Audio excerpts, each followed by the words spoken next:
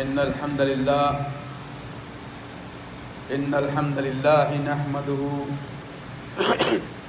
ونستعينه ونستغفره ونعوذ بالله من شرور أنفسنا ومن سيئات أعمالنا من يهده الله فلا مضل له ومن يضلله فلا هادي له وأشهد أن لا إله إلا الله وحده لا شريك له وأشهد أن محمدًا عبده ورسوله صفيه وخليله اللهم صل على محمد وعلى آل محمد كما صليت على إبراهيم وعلى آل إبراهيم إنك حميد مجيد اللهم بارك على محمد وعلى آل محمد كما باركت على إبراهيم وعلى آل إبراهيم إنك حميد مجيد أما بعد فإن خير الحديث كتاب الله وخير الهدي هدي محمد المصطفى وشر الأمور محدثاتها وكل محدثة بدعة وكل بدعة ضلالة وكل ضلالة في النار أما بعد فأعوذ بالله من الشيطان الرجيم من همزه ونفخه ونفثه بسم الله الرحمن الرحيم قال الله سبحانه وتعالى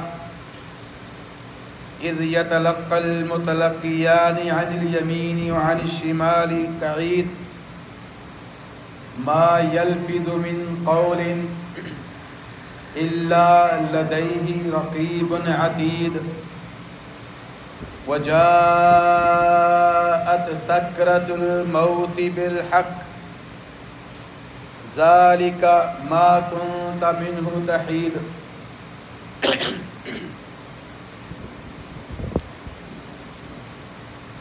ما يلفظ من قول انسان کی زبان سے جو بھی نکلتا ہے ما يلفظ من قول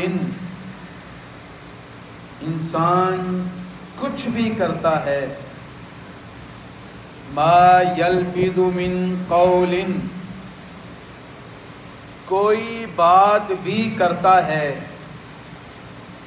ما يلفظ من قول انسان کوئی کلمہ بھی کہتا ہے الا لدیہ رقیب عتید اس کی ہر کام کے لیے اس کی ہر بات کے لیے اس کی زبان سے نکلے ہوئے ہر کلمے کے لیے رقیب عتید اللہ کے فرشتے نگہبان تیار بیٹھے ہوتے ہیں ہر قسم کی تعریف کبریائی اور بڑائی کے لائق حمد و ثنا کے لائق بزرگی اور برتری کے لائق صرف اور صرف اللہ سبحانہ و تعالی کی ذات اقدسی ہے وہ ذات باری سبحانہ و تعالی کہ جس ذات کو ہم قاضی الحاجات سمجھتے ہیں مشکل کشا سمجھتے ہیں بگڑی بنانے والا اور سنوارنے والا سمجھتے ہیں ہر قسم کی بزرگی برتری تعریف حمد اور ثنا کے لائق صرف اور صرف اسی ذات کو ہی سمجھتے ہیں وہ ذات ذات باری سبحانہ و تعالی کہ جس ذات کے حکم کے بغیر آسمان سے بارش تو کیا،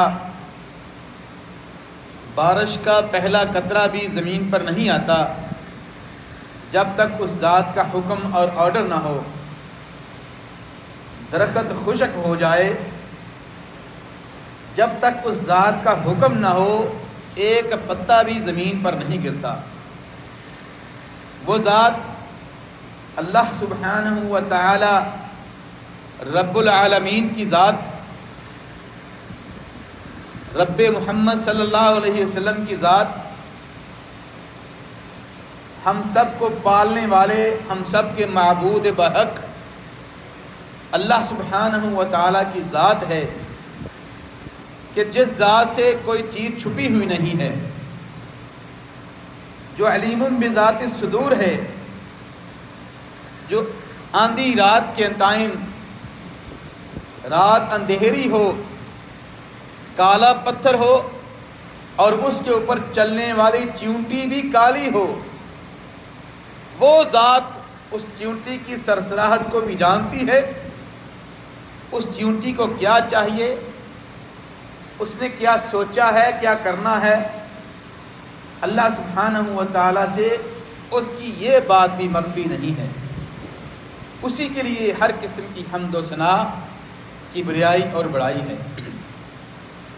درود و سلام کی بارش ہو آقائے دو جہاں پر، امام الانبیاء پر، سرور دو جہاں پر، سید الثقلین پر، رحمت للعالمین پر، پیکر حسن و جمال پر، ساری کائنات کے امام، امام الانبیاء، خطیب مجتبی حضرت محمد رسول اللہ صلی اللہ علیہ وعلی آلہ وصحبہ وسلم پر ہم سب مل کر اس بات کی گواہی دیتے ہیں کہ اللہ سبحانہ و تعالیٰ کی طرف سے نبی صلی اللہ علیہ وسلم پر جو نازل کیا گیا قرآن اور حدیث، قرآن اور سنت کی شکل میں جو بھی اللہ کی طرف سے آپ صلی اللہ علیہ وسلم کو عطا فرمایا گیا،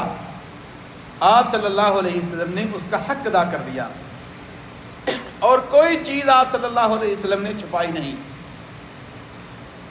آپ صلی اللہ علیہ وسلم نے رسالت کا حق ادا کر دیا،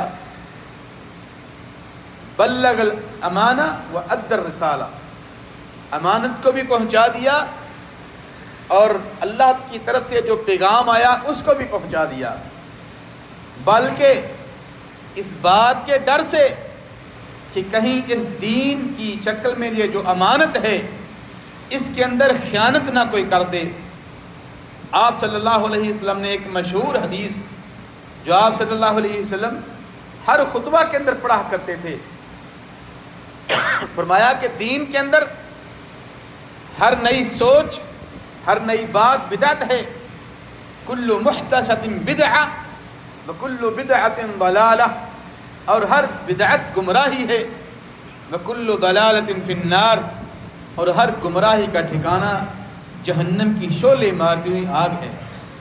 اللہ تعالی ہم سب کو بدعت سے، گمراہی سے اور جہنم کی تپش سے بھی دور رکھے، آمین کہہ دیں، کوئی بل نہیں آئے گا انشاءاللہ۔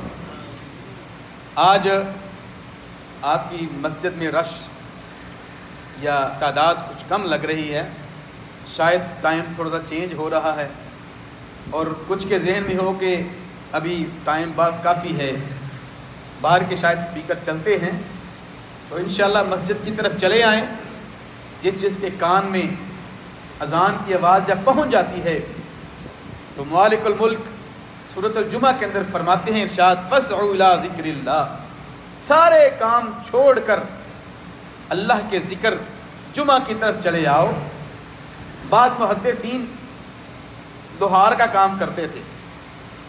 لوہار، آپ کو پتہ ہے لوہار جب بھٹی چلاتا ہے، لوہا گرم کرتا ہے، لوہا گرم کرنے کے اندر کافی ٹائم لگتا ہے۔ لوہا گرم کر کے لوہار اس کے اوپر جب ہتھوڑا مارنے لگتے اسی ٹائم اللہ اکبر اذان کی آواز اور خصوصاً جمعے کی آواز جب کان کے اندر پڑ جاتی، تھوڑا یہ نہیں کہ یہ جو اٹھایا ہوا یہ مار لیں، نہیں، فَاسْعُوا إِلَىٰ ذِكْرِ اللَّهِ، دوڑے چلے آؤ اللہ کے ذکر کی طرف۔ اسی ٹائم تھوڑے کو وہاں پھینک دیتے اور پھر مسجد کی طرف چلے آتے۔ تو جو بھائی کمروں میں بیٹھے ہیں، جو باہر ہیں، چھوڑ کر سب رنگینیاں مسجد کی طرف چلے آئیں۔ میرے بھائیوں، سورۃ قاف کی جو میں نے آپ کے سامنے آیت نمبر 18 تلاوت کی ہے، اللہ سبحانہ و تعالی ایک اخلاقی بیماری کے بارے میں ہمیں کچھ سمجھا رہے ہیں۔ وہ اخلاقی بیماری کیا ہے؟ ہماری زبان کی تیزی، غیبت کرنا، جھوٹ بولنا، زبان کی کینچی کو چلاتے رہنا، زبان سے کچر کچر کرتے رہنا، کتر کتر کرتے رہنا۔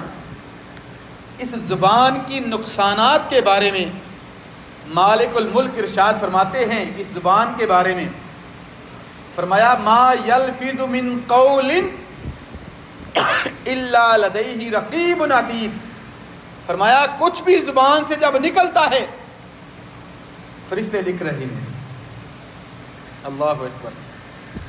ہم دوستوں کی مجلس کے اندر جب بیٹھے ہوتے ہیں تو کیا کیا باتیں کرتے جاتے ہیں دوستوں کے ساتھ، اور فون پر کئی کئی گھنٹوں۔ مجھے ایک دفعہ بڑا تعجب ہوا، مدینہ منورہ میں میں الحمدللہ 20-22 سال رہا ہوں، کچھ بھائی ابھی بھی جانتے ہیں، میری فیملی ابھی بھی مدینہ میں ہی ہے، میری جاب ادھر ہے۔ الحاصل میں ایک دفعہ مسجد نبوی کے سامنے جہاں میرا گھر تھا، میں گھر سے ظہر کے ٹائم نکلا، کہیں جانا تھا مجھے۔ رستے میں میرے محلے کے اندر ہی ایک بچہ موٹر سائیکل کے اوپر بیٹھا ہوا تھا، اور ایک ساتھ تھڑے پر بیٹھا ہوا تھا، اور ایک ساتھ کھڑا تھا، 3 لڑکے تھے۔ یہ مدینہ منورہ کی بات کر رہا ہوں۔ میں نے دیکھا، چلا گیا۔ ظہر کے بعد پھر میں عصر کے بعد جب آیا، وہ دیکھا اسی شکل میں ہی، اسی طرح ہی کھڑے تھے۔ میں بڑا حیران ہوا کہ کوئی لائف نہیں، کوئی فکر نہیں۔ اور اگر ان سے بندہ پوچھے کہ بھائی آپ لوگوں نے یہ 2-3 گھنٹے یہاں ضائع کیے ہیں، ان 2-3 گھنٹوں کے اندر کیا بات کی ہے؟ اور اگر کوئی مفید بات کی ہو، جو نہیں کی ہوگی، مفید بات کی ہو تو اس مجلس کا فائدہ ہوتا ہے۔ لیکن اگر زبان کی بس ایک دوسرے کو بڑھا چڑھا کر بیان کرنا، اور پھر ایک دوسرے کی غیبت کرنا، ایک دوسرے کا خون، اور پھر مسلمان بھائی کا گوشت کھانا، کتنا بڑا گناہ ہے میرے بھائیوں۔ زبان سے جو نکلتا ہے، اللہ تعالیٰ کیا ارشاد فرماتے ہیں آخری سپارے کے اندر؟ کرامن کاتبین یعلمون ما تفعلون۔ یہ جو سورۃ قاف کی آیت نمبر 18 تھی، اس کے اندر تو زبان کے بارے میں بتایا کہ ہر چیز لکھ لیتے ہیں، اور یہ 30ویں سپارے آخری سپارے کی آیت ہے۔ فرمایا کرامن کاتبین، ایک دائیں کندھے پر مقرر ہے اور ایک بائیں کندھے پر مقرر ہے۔ کرامن کاتبین، یہ فرشتوں کی ڈیوٹی کیا ہے؟ فرمایا یعلمون ما تفعلون، یہ لکھ رہے ہیں، تم جو بھی کرتے ہو لکھ رہے ہیں۔ اللہ اکبر۔ ہمیں یہ تو بعض کو شک ہو جاتا ہے، اللہ معاف کرے، ہمیں منکر حدیث نہ بنائے، لیکن کچھ لوگ کہتے ہیں جی حدیث کے اندر تو ضعف ہو سکتا ہے، قرآن کی کوئی بات لائیں اس کے اندر ضعف نہیں ہوتا۔ حالانکہ حدیث بھی صحیح ہو تو اس کے اندر ضعف نہیں ہوتا۔ تو یہ تو قرآن مجید کی آیت ہے میرے بھائیوں، کہ اللہ تعالیٰ فرماتے ہیں کہ ہر چیز لکھ رہے ہیں۔ میرے بھائیوں، اس بات کو پلے باندھ لیں۔ ہم مجلس میں بیٹھے ہیں، ہم اکیلے بیٹھے ہیں، فرشتے لکھ رہے ہیں، ان کو پتہ ہے کہ کون سی یہ اکیلا بیٹھا ہوا ہے، اس کی انگلیاں جو چل رہی ہیں موبائل کے اندر وہ کیا کر رہی ہیں۔ اگر کسی کو دیکھنا ہے اس کا اخلاق، تو جب اکیلا بیٹھا ہوتا ہے تو اس کی انگلیاں دیکھیں وہ موبائل کے اندر کیا کیا چیزیں دیکھ رہی ہیں۔ یہ جو انگلیاں ہیں میرے بھائیوں، اس انگلیوں کے چلنے کے بارے میں بھی قیامت کے بعد دن پوچھا جائے گا، زبان کے بارے پوچھا جائے گا، قدموں کے بارے پوچھا جائے گا، آنکھوں کے بارے میں سوال ہوگا، اور ایک دوسرے کو یہ کہہ رہے ہوں گے جسم کے اعضاء کہ تو نے کیا کیا تھا۔ اور زبان کے بارے میں جو آج ہم بات کرنا چاہ رہے ہیں، نبی صلی اللہ علیہ وسلم ارشاد فرماتے ہیں کہ ہر روز جسم کے دوسری اعضاء، یہ ہاتھ، یہ آنکھیں، یہ کان، یہ دل، جوارح جو ہے انسان کے، یہ زبان کو ہاتھ جوڑ کر کھڑے ہو جاتے ہیں اور کہتے ہیں اللہ کا واسطہ ہے کہ تم کنٹرول میں رہنا۔ میرے بھائیو، زبان کا تیر جو ہے، زبان کا زخم جو ہے، نبی صلی اللہ علیہ وسلم ارشاد فرماتے ہیں، حضرت سہل بن سعد رضی اللہ تعالیٰ عنہ روایت کے راوی ہیں، فرماتے ہیں کہ رسول اللہ صلی اللہ علیہ وسلم ارشاد فرمایا، من یضمن لی ما بین لحیتیہ وما بین رجلیہ ضمنت لہ الجنہ۔ سبحان اللہ، حبیب خدا حضرت محمد رسول اللہ صلی اللہ علیہ وسلم کی زبان مبارک سے نکلے ہوئے الفاظ پر غور فرمائیں۔ فرمایا دو گوشت کے ٹکڑے ہیں۔ کتنے گوشت کے ٹکڑے؟ دو گوشت کے ٹکڑے۔ فرمایا ان دونوں گوشت کے ٹکڑوں کی گارنٹی دے دو اور مجھ سے جنت کی ضمانت لے لو۔ ان دو گوشت کے ٹکڑوں کی جو گارنٹی دے دے گا کہ ان کو کنٹرول میں رکھے گا، فرمایا اس کو میں دنیا کے اندر جنت لکھ کے دے دیتا ہوں۔ وہ گوشت کے ٹکڑے نبی صلی اللہ علیہ وسلم پوشیدہ نہیں رکھے۔ فرمایا ما بین لحیتیہ، یہ دو جبڑوں کے درمیان زبان گوشت کا ٹکڑا، وما بین رجلیہ، اور فرمایا دو ٹانگوں کے درمیان شرمگاہ کا ٹکڑا، یہ گوشت کے دو ٹکڑے، اور جو دونوں ہی نرم ہیں لیکن اس کا جو رزلٹ ہے وہ خطرناک ہے۔ ایک کے ساتھ نسل تباہ ہو جاتی ہے اور اس زبان کے ساتھ قومیں ختم ہو جاتی ہیں۔ تاریخ کے اوراق اٹھا کر دیکھیں، زبان کی تھوڑی سی غلطی کی وجہ سے پوری قومیں تباہ و برباد ہو گئی۔ میرے بھائیوں، یہ جو زبان ہے، فرمایا اس زبان کی اور شرمگاہ کی گارنٹی دے دو، جنت لکھ دیتا ہوں۔ یہ زبان، ہم سوچتے ہیں کہ یار ہم تو لطیفہ ہی سنا رہے ہیں نا، پھر کیا ہے؟ نہیں میرے بھائیوں، ہنسانے کے لیے اگر بات کرنی ہے تو حقیقت پر مبنی ہونی چاہیے۔ یہ نہیں کہ نبی صلی اللہ علیہ وسلم کبھی ہنسایا نہیں کرتے تھے۔ اگر مذاق میں کوئی ہنسنے کے لیے بات کرنی ہے، لطیفہ سنانا ہے، وہ کریں جو حقیقت پر مبنی ہو۔ نبی صلی اللہ علیہ وسلم، آپ صلی اللہ علیہ وسلم بھی بعض دفعہ تعجب کے ایسی بات کرتے تھے، جیسا کہ ایک عورت نبی علیہ السلام کے پاس آ گئی اپنے خامند کی شکایت لے کر۔ نبی علیہ السلام نے کہا، اس عورت سے کہا، تیرا خامند وہی ہے جس کی آنکھوں میں کالا کالا ہے؟ یعنی مذاق، لطیفہ نہیں، لیکن حقیقت پر مبنی ہے۔ اس عورت نے کہا کہ میں نے کبھی غور نہیں کیا کہ میرے خامند کی آنکھوں میں کالا کالا ہے۔ وہ ناراض ہو کے آئی تھی، خامند کی شکایت آمنہ کے لال کے دربار میں لے کر آئی تھی۔ نبی علیہ السلام نے کوئی صلح نہیں کرائی، ایسا لطیفہ یا ایسی بات کرتی ہنسانے کے لیے کہ ان کی لڑائی بھی ختم ہو جائے۔ یہ عورت گھر جاتی ہے، اپنے خامند جس سے وہ ناراض تھی، ایک دوسرے سے ناراض تھے، بار بار اپنے خامند کی آنکھوں میں آنکھیں ڈال رہی ہے۔ اور پتہ ہے جب میاں بیوی کی آنکھوں میں آنکھیں ڈال جائیں تو بس وہ صلح ختم، ناراضگی ختم۔ وہ بار بار دیکھ رہی ہے۔ خامند نے کہا، ارے بھائی کیا دیکھ رہی ہو؟ کہا میں تو تمہاری شکایت لے کر نبی علیہ السلام کے پاس گئی تھی، نبی صلی اللہ علیہ وسلم نے کہا تھا کہ تیرا خاوند وہی ہے جس کی آنکھوں میں کالا کالا ہے. تو میں نے تو کبھی غور نہیں کیا تھا, تو میں وہ کالا کالا دیکھ رہی ہوں کہاں ہے. تو اس نے ہنسنا شروع کر دیا. کہا بھلی مانس, ہر ایک کی آنکھ میں کالا کالا ہوتا ہے, تیری آنکھ میں بھی کالا کالا ہے, تو نبی علیہ السلام کی بات کو سمجھی نہیں. تو میرے بھائیوں, یہ زبان جو ہے ایسی بات کرے. نبی علیہ السلام کیا فرماتے ہیں؟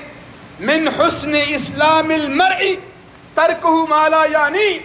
مسلمان بہترین وہ ہے جو ہر وہ بات چھوڑ دے جس کا کوئی فائدہ نہیں ہوتا.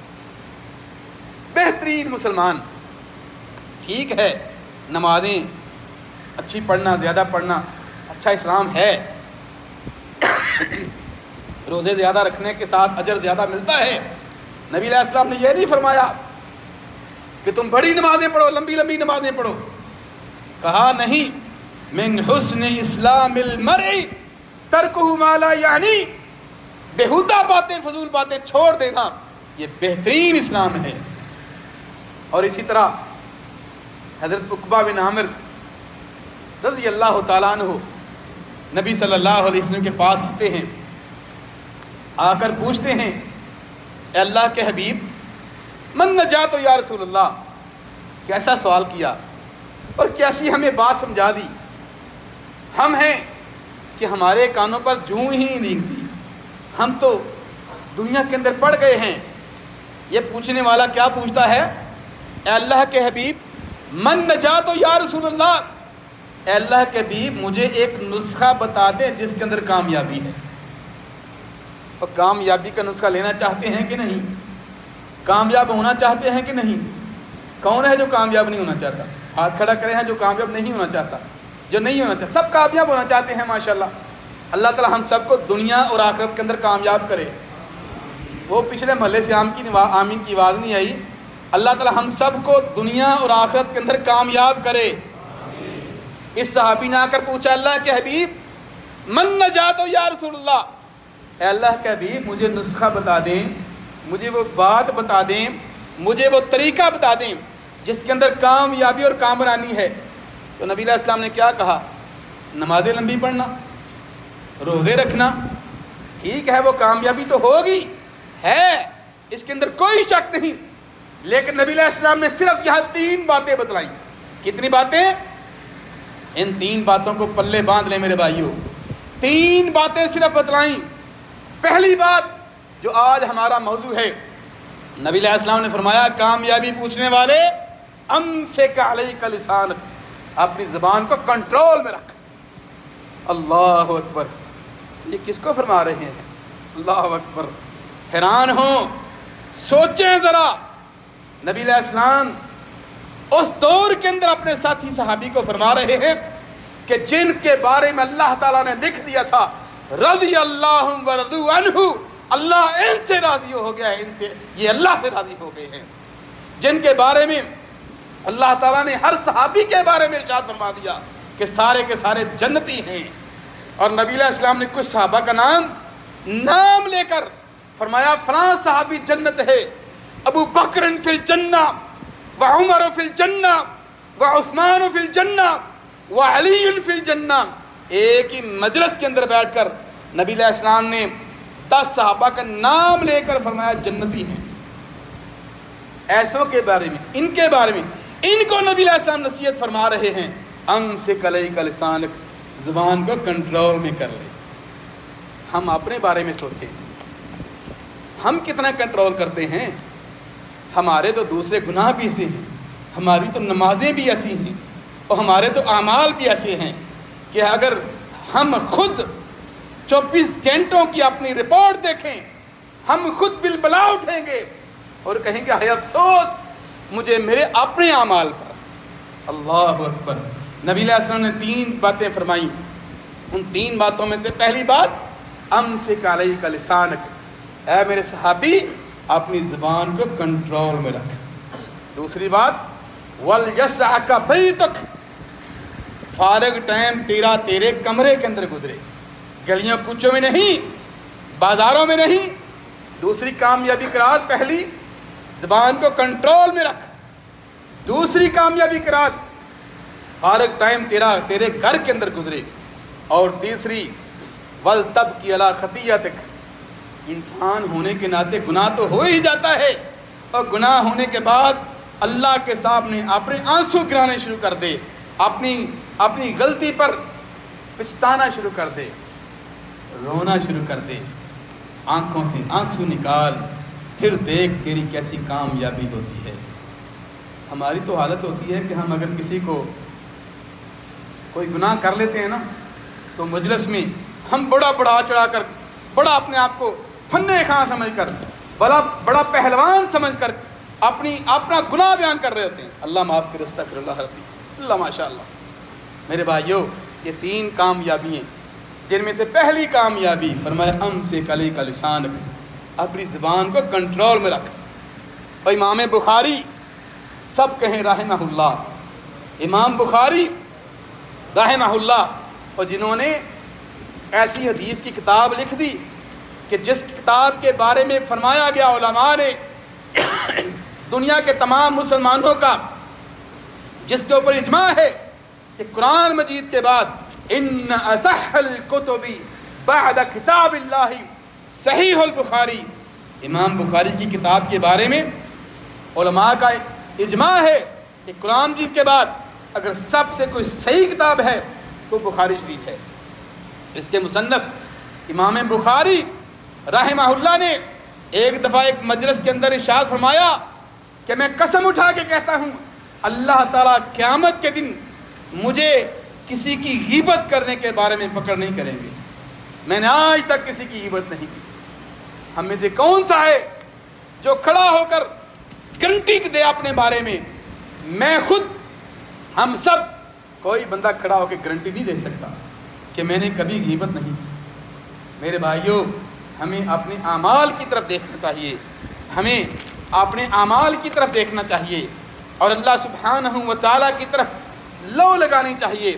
ایک صحابی اور آتے ہیں، نبی صلی اللہ علیہ وسلم سے ارشاد فرماتے ہیں یا رسول اللہ حدثنی بامر اعتصم بہ، اے اللہ کے حبیب مجھے ایسا کام بتلائیے کہ جس کو میں زور سے پکڑ لوں. اعتصم بہ، نبی علیہ السلام نے فرمایا اللہ پر، قل ان ربی اللہ ثم استقم، فرمایا اللہ پر ایمان، اللہ کو اپنا رب مان کر اس پر ڈٹ جا. یہ پہلی بات فرمائی. اور اس نے صحابی نے کہا اللہ کے رسول وہ کون سی چیز ہے؟ قال یا رسول اللہ ما اکثر ما تخاف منی فاشار الى لسانہ. صحابی فرماتے ہیں اللہ کے رسول وہ کون سی ایسی چیز ہے کہ جو آپ میرے بارے میں یا کسی کے بارے میں زیادہ ڈرتے ہیں کہ اس کے بارے میں ہمیں کنٹرول رکھنا چاہیے؟ نبی صلی اللہ علیہ وسلم نے زبان پکڑ کر کہا امسک علیک لسان، زبان کو کنٹرول میں رکھ. میرے بھائیوں، اللہ سبحانہ و تعالیٰ کے ساتھ اپنی لگن بڑھائیں، اپنا شوق بڑھائیں، اور جب ہم اپنی زبان پر کنٹرول کر کے اللہ سبحانہ و تعالیٰ کی طرف اپنا دل لگا لیں گے، اللہ تعالیٰ کا ذکر کرتے رہیں گے، میرے بھائیوں پھر اللہ تعالیٰ کے ساتھ جو لگ جاتا ہے اللہ تعالیٰ اسے ضائع کرتے، اللہ تعالیٰ اسے ضائع نہیں کرتے، اللہ تعالیٰ اس کی مدد کرتے ہیں. ایک قصہ سنتے جائیے. مسجد نبوی کے اندر ایک عورت رہا کرتی تھی. مسجد نبوی کے اندر نبی صلی اللہ علیہ وسلم نے ایک عورت کو اعزاز دیا کہ اس نے خیمہ مسجد نبوی کے اندر لگا دیا. کیا نام تھا؟ حضرت ولیدہ رضی اللہ تعالیٰ عنہ. کالے رنگ کی تھی، لیکن اللہ تعالیٰ کے ہاں رنگوں کی رنگ دیکھے جاتے ہیں، اللہ تعالیٰ کے ہاں دل دیکھے جاتے ہیں، تقویٰ دیکھا جاتا ہے. یہ عورت مسجد نبوی کی صفائی کیا کرتی تھی، اور جب بھی حضرت عائشہ رضی اللہ تعالیٰ عنہ کے پاس آتی ایک شعر پڑھتی. کیا کہتی؟ وَيَوْمَ الْوِشَاحِ مِنْ أَعْجِيبِ رَبِّنَا أَلَا إِنَّهُ مِنْ بَلْدَةِ الْكُفْرِ أَنْجَانِي. یہ شعر پڑھتی. ایک دفعہ حضرت عائشہ رضی اللہ تعالیٰ عنہ نے پوچھ لیا اے ولیدہ تو اکثر یہ شعر پڑھا کرتی ہے، اس شعر کا مقصد کیا ہے؟ اس شعر کا مقصد کیا ہے؟ تو انہوں نے اپنا پھر قصہ حضرت ولیدہ رضی اللہ تعالیٰ عنہ نے اپنا قصہ بیان کیا. کہتی ہیں میں غلام تھی, مدینہ سے کافی دور رہتی تھی, کسی یہودی یا کافر کے گھر میں غلام تھی. کہتی ہیں ایک دفعہ کیا ہوا کہ میرے مالک کی بیٹی نہا کر جب باہر نکلی تو میں اس کو کپڑے پہنا رہی تھی, چھوٹی بچی کو, اور اس کا جو ہیروں کا ہار تھا وہ میں نے پکڑا, میں ہاتھ میں دے کر اس ہار کو دیکھ رہی تھی. اچانک کیا ہوا, آسمان سے ایک چیل آئی, آسمان سے ایک پرندہ آیا, اس نے سمجھا کہ اس نے گوشت کا ٹکڑا پکڑا ہوا ہے, وہ میرے ہاتھ سے وہ ہار لے کر اڑ گیا. انہوں نے کہا کہ میں بڑا پریشان ہوئی جب میں نے اس بچی کو کپڑے پہنائے. یہ بخاری شریف کے اندر واقعہ آتا ہے, بخاری شریف کے اندر واقعہ آتا ہے اس صحابیہ کا جو ابھی مسلمان نہیں ہوئی تھی. وہ فرماتی ہیں کہ مجھے گھر والا نے پوچھا کہ وہ ہار کدھر گیا. کہتی ہے میں نے کہا کہ ہار تو ایک پرندہ لے کے اڑ گیا, اور ایسا ہوتا نہیں ہے. گھر والوں نے کہا کہ نہیں, تو جھوٹ بول رہی ہے, تمہاری تلاشی لیں گے. کمرے کی تلاشی لی, جو بڑے بڑے گھر والے جو محلے کے چودھری تھے سب اکٹھے ہو گئے کہ اس کی تلاشی لی جائے, گھر کی تلاشی لی جائے. گھر میں بندوں کو بھیجا گیا, ہار ملنا نہیں تھا, نہ ملا. پھر فیصلہ کرنے والے قاضی نے کہا اس کے کپڑے اتار دیے جائیں, اس نے کہیں چھپایا ہوگا. وہ کہتی ہے کہ جب میرے کپڑے اتارنے لگے تو میرے اچانک ذہن میں آ گیا کہ ہمارے فلاں قبیلے کے کچھ لوگ ہیں, وہ اللہ اللہ کیا کرتے ہیں. ان کا ایک رب ہے جس کا نام ہے اللہ, اللہ اکبر, جس کا نام ہے اللہ. ابھی اس کو پتہ نہیں اسلام کیا ہے, ابھی کافر ہے, صرف اللہ رب العالمین کا نام سنا ہوا ہے, صرف نام سنا ہوا ہے. کہتی ہے میرے کپڑے اتارنے کے لیے ایک آدمی ابھی آگے بڑھا تو میں نے آنکھیں بند کر کے زور زور سے اللہ تعالیٰ کو زبان کے اندر پکارنا شروع کر دیا, اے اللہ تو ہی ہے جو ایسے حال میں کسی مظلوم کی پکار کو سنتا ہے. اے اللہ میں تجھے جانتی تو نہیں, لیکن اتنا پتہ ہے کہ تو فریادوں کو سننے والا ہے. کہتی ہے میں نے آنکھیں کھولی, ابھی وہ کپڑے اتارنے لگے تھے کہ وہی پرندہ دوبارہ آیا اور اسی مجلس کے اندر اس نے ہار آ کر پھینک دیا. بخاری شریف میں واقعہ آتا ہے. اور کتنا اعزاز ہوا. کہتی ہیں پھر اس شہر سے میں نے سوچا کہ کوئی قافلہ آتا ہو تو میں یہاں سے نکل کر قافلے کے ساتھ کہیں اور چلی جاتی ہوں. کہتی ہیں میں پھر ایک قافلہ جب مجھے ملا اس قافلے میں شامل ہو گئی. وہ قافلہ جب شامل ہوئی تو اس قافلے کے اندر بھی سارے اللہ اللہ کرتے تھے, یعنی صحابہ کا قافلہ ہوگا. اس عورت کو پتہ نہیں ہے, نہ نبی علیہ السلام کا پتہ ہے نہ ہی اسلام کا پتہ ہے. کہتی ہے میں قافلے کے اندر جا رہی تھی, اس قافلے کے اندر سے مجھے پتہ چلا کہ ان کا ایک بندہ ہے جو جن کو یہ امام مانتے ہیں, جس کو یہ نبی مانتے ہیں, جس کا نام محمد ہے, جن کا نام کیا ہے صلی اللہ علیہ وسلم ہے, جن کا نام محمد رسول اللہ صلی اللہ علیہ وسلم ہے. فرماتی ہیں پہلے تو اللہ تعالیٰ کے بارے میں جاننے کے بارے میں میری تڑپ تھی, اب میری تڑپ اور بڑھ گئی کہ میں محمد رسول اللہ صلی اللہ علیہ وسلم کو بھی جانوں. کہتی ہیں قافلہ مدینہ جا رہا تھا.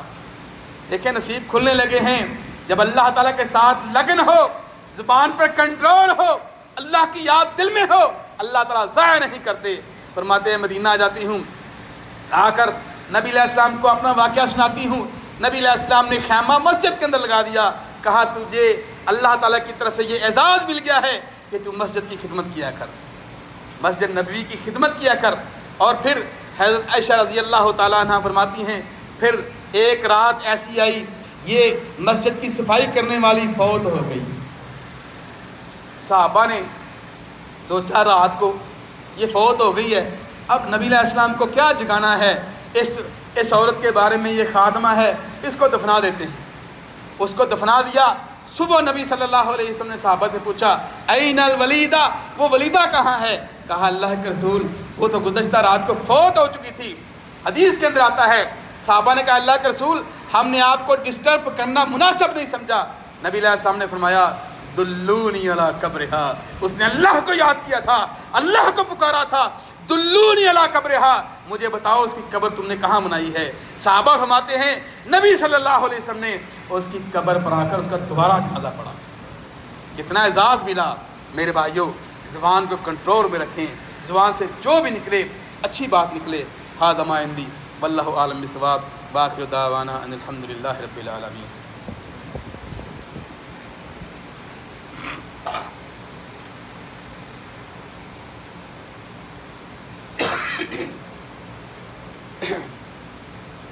ان الحمد للہ نحمده ونستعینه ونستغفره ونعوذ باللہ من شرور انفسنا ومن سیئات اعمالنا من يهده الله فلا مضل له ومن يضلل فلا هادي له واشهد ان لا اله الا الله وحده لا شريك له واشهد ان محمدا عبده ورسوله صفيه وخليله اللهم صل على محمد وعلى آل محمد كما صليت على إبراهيم وعلى آل إبراهيم إنك حميد مجيد ربنا ظلمنا أنفسنا وإن لم تغفر لنا وترحمنا لنكونن من الخاسرين لا إله إلا أنت سبحانك إني كنت من الظالمين لا إله إلا أنت سبحانك إني كنت من الظالمين رب ارحمهما كما ربياني صغيرا رب ارحمهما كما ربياني صغيرا رب اجعلني مقيم الصلاة ومن ذريتي ربنا وتقبل دعاء ربنا اغفر لي ولوالدي وللمؤمنين يوم يقوم الحساب